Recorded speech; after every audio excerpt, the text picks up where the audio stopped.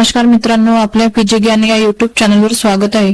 तर मित्रांनो, आपण आजच्या व्हिडिओमध्ये पाहणार आहोत की 7व्या वेतन आयोगानुसार मूळ वेतनाच्या 30% प्रोत्साहन भत्ता मंजूर करण्याबाबत जी.आर. निर्गमित याबद्दल संपूर्ण सविस्तर अशी माहिती आपण आजच्या व्हिडिओमध्ये पाहणार आहोत।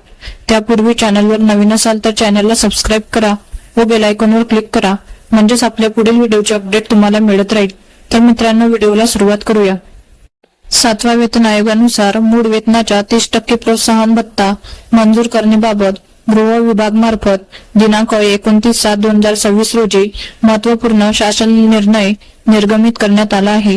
सदर नियमानुसार नमूद करण्यात आले आहेत की महाराष्ट्र राज्यात अवैध अंमली पदार्थाच्या तस्करीत आळा घालण्यासाठी स्थापन करण्यात आलेल्या अंमली पदार्थ विरोधी टास्क फोर्स मधील पोलीस अधिकारी व पोलीस अंमलदार यांच्या कामाचे स्वरूप व जोखीम विचारात घेता अंमली पदार्थ विरोधी टास्क फोर्स मधील पोलीस अधिकारी व पोलीस अंमलदार यांच्या 7व्या वेतन आयोगानुसार मिळणाऱ्या वेतन श्रेणीतील मूळ वेतनाच्या 30% इतकी रक्कम प्रोत्साहन भत्ता म्हणून मंजूर करण्यात आली आहे।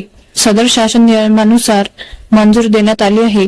सदर प्रोत्साहन रकमेवर कोणतेही भत्ते अनुज्ञेय राहणार नाही। अंमली पदार्थ विरोधी टास्क फोर्स मधील कार्यरत पोलीस अधिकारी व पोलीस अंमलदार मूळ घटकात परत गेल्यास त्यांना सदरचा प्रोत्साहन भत्ता देय होणार नाही, असे नमूद करण्यात आले आहेत।